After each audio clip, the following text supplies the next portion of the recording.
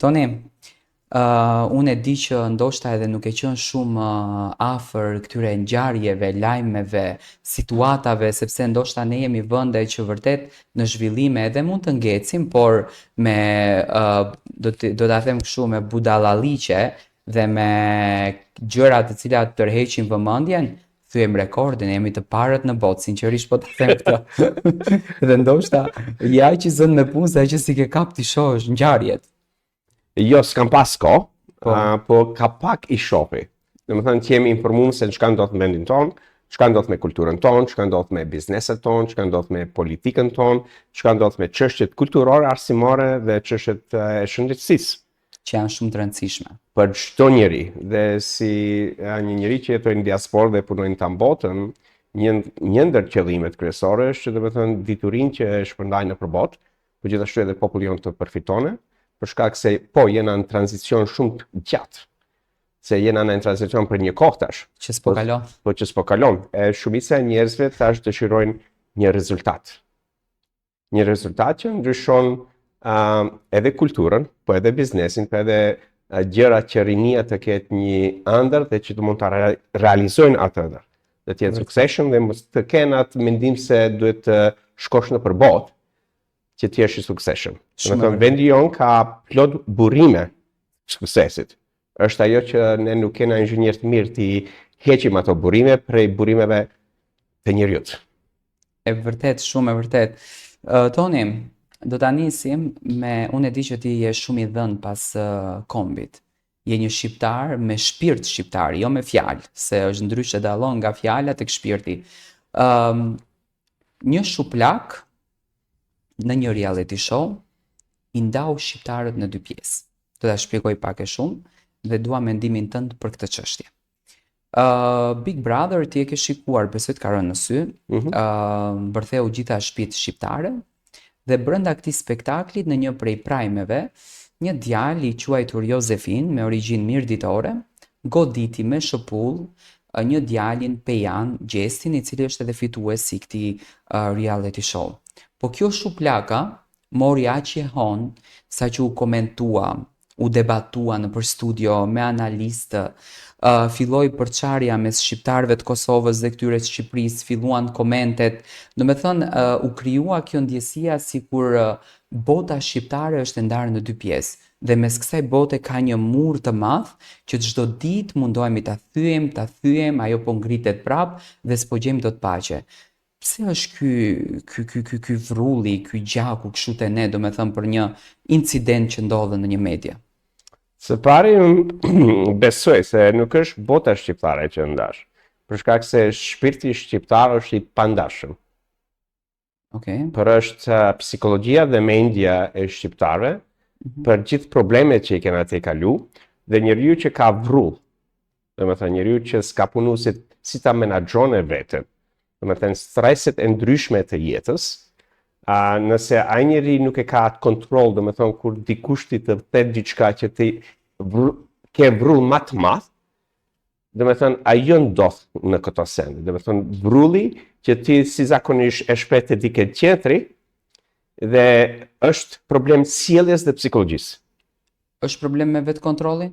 Me vetë kontrollin, inteligjencës emocionale, por gjithashtu njeriu të shohë se pse ai vrull i vin njeriu.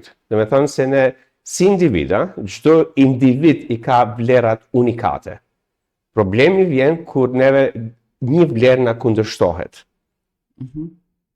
Edhe kur ne kena një vlerë dhe kena vlerë shumë të madhe për atë vlerë, dhe nëse nuk e kena atë inteligjencën emocionale dhe kena zhvillu psikologjinë dhe kena përpunu këto sende, kur na vin një kundërshtim të asaj vlerës, ne bëjmë shumë vrull.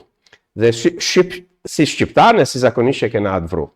Dhe me thëmë e rrisim zënin, edhe ka shumë raste që punojmë me klienta ndryshme ku dhuna fizike është prezente në familje.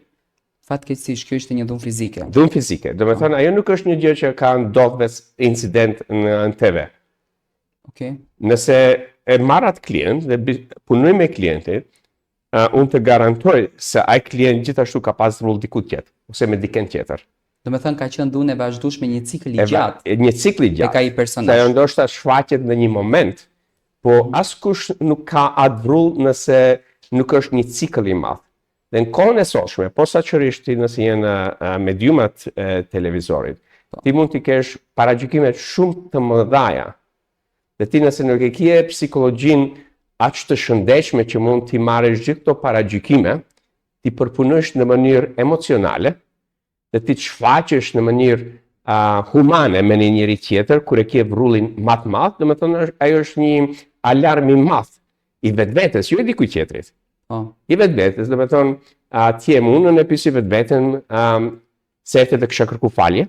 Nuk e di si ka ndodhur incidenti. Nuk pati kërkim falje nga personazhi në fjalë, mendoj që është kokëlartësi në këtë rast. Unë besoj se nuk ka individ që nuk na hip vrulli në një moment. Po ka shumë individe që ata pastaj kërkojnë falje e shohin se kanë bërë diçka që nuk është e rregull. Domethënë nuk është e rregull të dikujt të bësh një abuz fizike. Posaçërisht jo në televizor, posaçërisht jo në familje, posaçërisht jo si shok ose nuk është, domethënë, një gjë që ne si njerëz prandaj thonë kafshosh kafsh, njeriu është njeri. Ajo neve na dallon. Do të thënë çka na dallon neve prej kafshëve, që të kena një kontroll të mbrëmshme kur rrethanat jashtënes neve na japin një vrull të madh. E vërtet. Dhe si kom ne nuk kena përpunu këto sende. Domethënë tash është një gjë shumë e re dhe shumë shqiptar të ri, edhe në Maqedoni, edhe në Kosovë, edhe në Shqipëri, edhe në botë, investojnë në trajnime të ndryshme, kam plot klienta shqiptarë në përballë që bëjnë konsulta të rregullme. Për shkak se familjet shqiptare nëpër diasporë shumë investojnë te fëmijët e tyre që të kenë një trajner, që kenë një konsult private për këto çështje, që më zbinë te këto çështje. Se gjëja më e madhe është shëndeti. Patjetër. Domethënë njeriu kur ka vrull, ka edhe stres, ka edhe gjëra që në jetën e atij nuk mund t'i përpunone. Domethënë unë sefte nuk paragjykoj asnjë. Po unë jam aty që të krijoj një hapësirë ku njeriu mund t'i ndryshone sjelljet, edhe të bënë një reflektim me veten, cila është burimi i këtyre vrulli. Cili është ai moment në të cilën personi u bë agresiv dhe çka ndodh njeriu brenda. Për shkak se kur kjo shfaqet, ti atëherë ke edhe me veten ke qartësi pse unë e bëna këtë send. Po se nëse njeriu nuk pendohet, domethënë ajo do vazhdon si agresivitet për shkak se në psikologjinë e atij njeriu e kanë si, domethënë është okay ti jesh abuz. Si zakonisht abuziteti e shef njeriu në familje. Toni, pasi që e qartësove dhe shpjegove shumë bukur këtë punën e dhunës, që në fakt një dhunues, ta quajmë kështu, e ka një cikël atë të vazhdueshëm,